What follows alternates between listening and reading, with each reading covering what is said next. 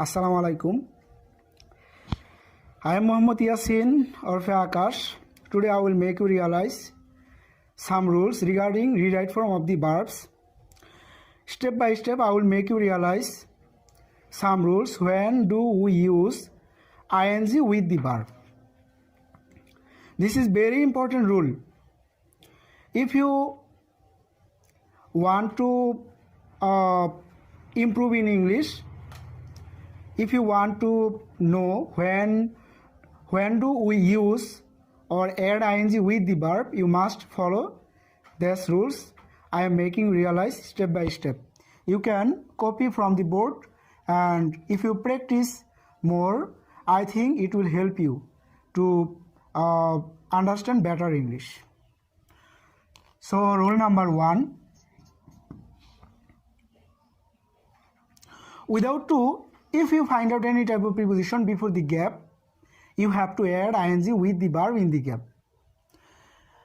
We can find a lot of prepositions before the gap. We know to is a preposition. Without to, we can find a lot of preposition in, of, for, by, with, without, from, etc. After, before, these kinds of preposition. Before the gap, if you find, you have to use ing with the verb. So I can give you an example. Before that, I make you realize the rule without to, if you find any preposition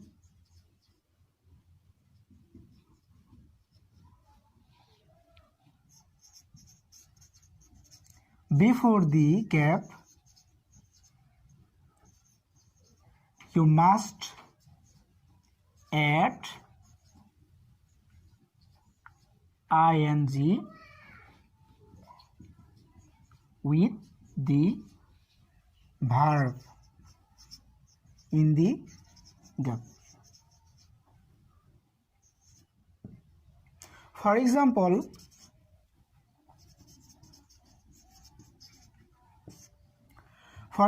we learn English for get a job.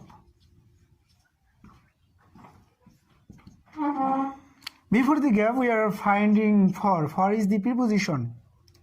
In the place of for, you can find to, in, of, for, with, without, by, about, etc. After, before. So before gap, we are getting here for is the preposition. That's why you have to use ing with the verb. So the answer will be getting.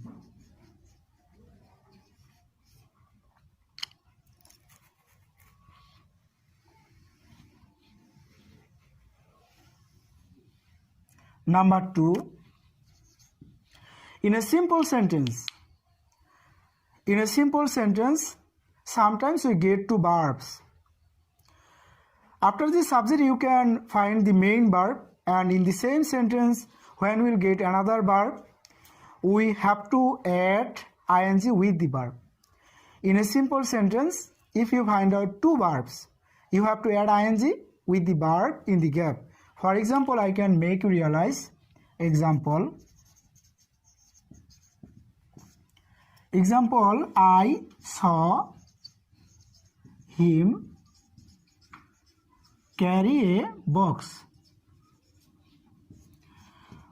In this sentence, we are finding carry. Carry is a verb in the gap, and saw is another verb in the gap. In the sentence. In this sentence, we are getting two verb. Number one, saw. Saw is the main verb, and in the gap, we are getting carry. Carry is the second verb.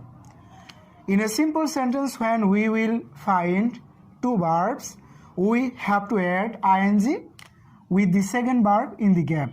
So the answer will be carrying. Without gap, we are finding another verb, saw. That's why you have to add ing with the verb in the gap. This is the rule of simple sentence.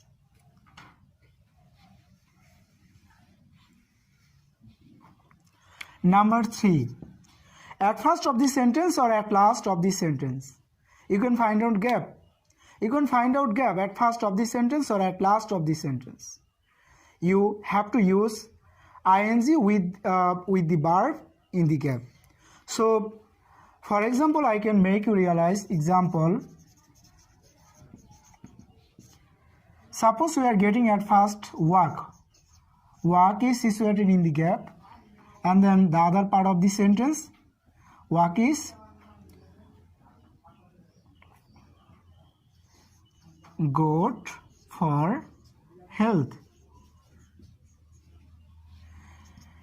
We are getting the gap at first of the sentence. You can find at last of the sentence, you can find any gap.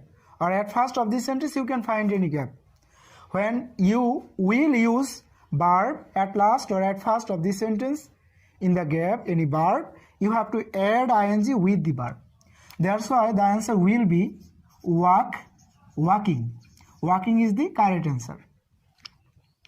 And rule number 4, I am going to make you realize.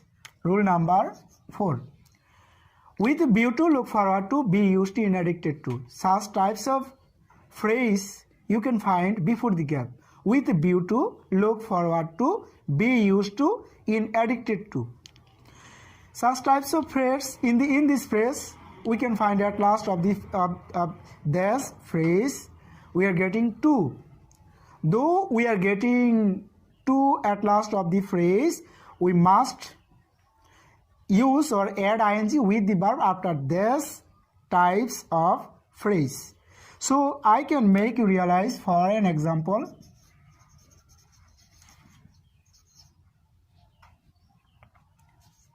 By giving an example, I can make you realize we read book with a view to, we read book with a view to gain knowledge. In this sentence, we are finding gap after with view to. After with a view to, we are getting gap. So after with a view to, look forward to, be used to, in addicted to, you can find out gap. And when you will use after these types of phrase, you must add ing with the verb. So the answer will be gaining. So thank you very much. I hope if you practice these rules, it will help you to understand better English. Okay, try to improve in your coming days. Bye.